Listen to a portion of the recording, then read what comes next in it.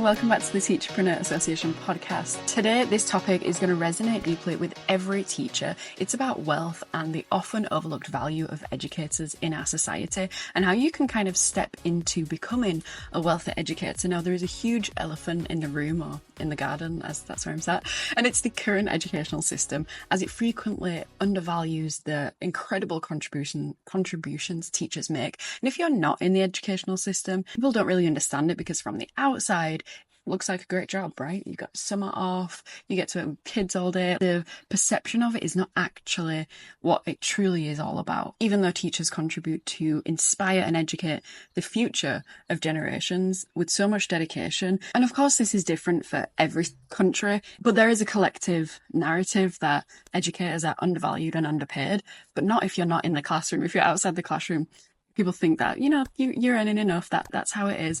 Oh, that's how it is, right? That's how it is. How annoying is that when just because something's always been that way doesn't mean it's the correct thing to do, doesn't mean it's the right thing to do. It's this perception that teaching is a great job, it's a good job, and you should be glad that you're in that industry. You should be grateful for what you have, right? And that leaves us with this narrative that if teachers do want something else, they maybe want more for themselves, they want to earn more money.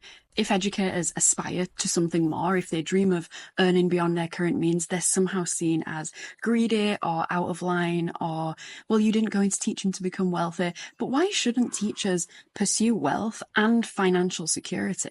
Why can't we create that? What's wrong with wanting more? Not just for yourself, but for your families and for your future. The truth is, wealth isn't solely reserved for a fortunate few who stumbled upon it. It's not for the lucky. It doesn't just happen. It's a choice. It's a deliberate decision to pursue greater opportunities and rewards for the impact that you make. Take Anna DiGillo for an example. She's a former second grade teacher or year 2 teacher who turned her passion for education into $1 million online teaching resource business. So she sells her teaching resources. And of course, she started small. She started creating her digital resources and selling them on the side of her job on Teachers Pay Teachers. And within a few years, she was able to establish her teacher brand and double her teaching salary. Anna's story proves that with dedication and strategic business skills, educators can thrive outside of the classroom, and they can create this wealth for themselves, but it comes from a decision.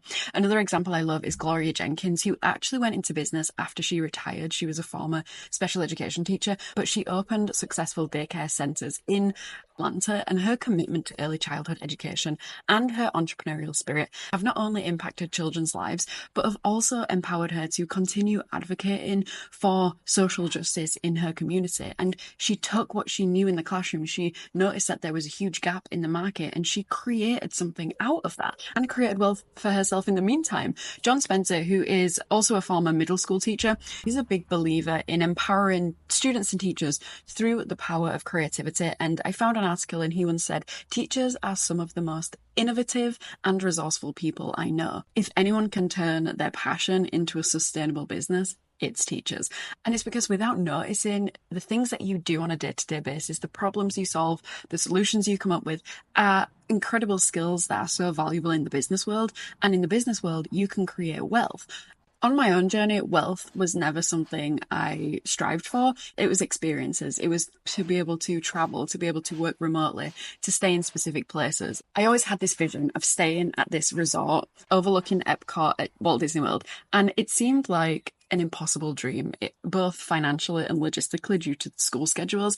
It was an expensive place to stay. But just looking outside of what I was doing as a special education teacher and teaching online and creating products and services that are helpful, but also help me earn an income, I was able to stay at this resort. I was able to be immersed in this magic. I was able to tick it off my bucket list. And when I walked in there, and I have a video of it, I stayed in one of the suites and there was this huge jacuzzi bathtub. The balcony was overlooking Epcot. There was this huge living room, kitchen.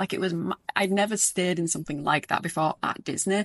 If you know, Disney's hotel rooms are very standard for any resort you stay in, but this was a specific place that I really wanted to stay. And the feeling brought me so much joy, but knowing that this has only happened because I made a decision to make it happen. I'm only having this experience because I made a decision, and that's it. You just have to decide first. And then from there, you're working towards this thing. And that could be an experience, it could be wealth, it could be somewhere you want to go, it could be something for your family. And those are your motivators. That's your driving force. And I wrote this out in a journal of something I wanted to have an experience. And I kind of feel like there's a little bit of manifestation in there, but that's for another topic. But imagine for a moment, what's that one experience that you dream of having? Where would you go? What would you treat yourself to?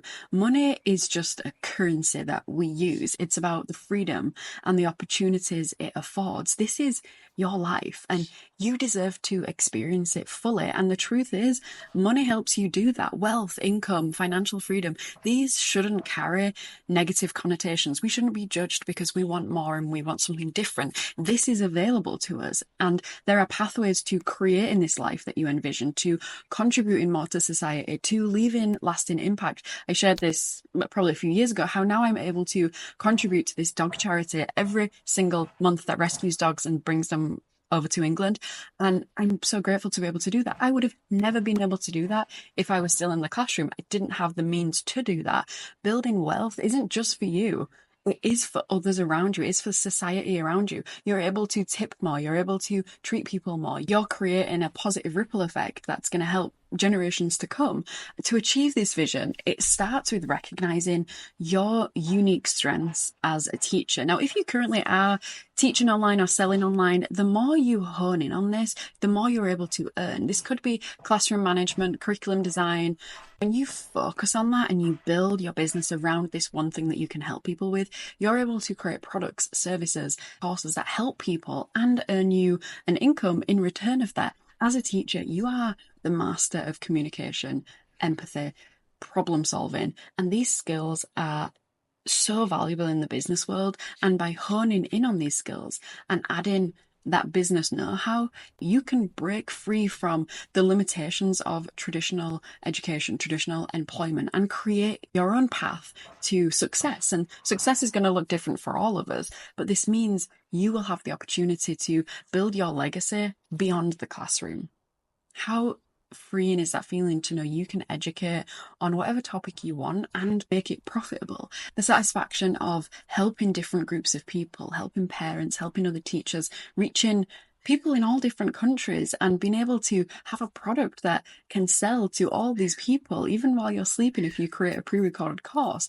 And that peace of mind of knowing I'm going for my full potential. I'm making it happen for myself. Narrative that's always been told to us as educators, and start believing in your full potential, because the journey to becoming a wealthy educator starts with a decision to believe in your worth and to take the steps necessary to achieve your dreams, to achieve your goals. Your teaching skills plus business skills equal your opportunity to become a wealthy educator. If you're ready to launch your digital product, to start creating it, join me in this summer's summer camp, where we dive into all things business, mindset, and creating that online income stream that you know you deserve. Imagine come September, you have your product ready for sale. You can sell it all throughout autumn. You can have a sale on Black Friday and you can earn on Black Friday versus just buying a load of rubbish on Black Friday. You can put yourself in the driver's seat. It starts with that one decision. I hope to see you in the summer camp. If you have any questions, let me know and I will see you next time. Thanks for listening. Bye.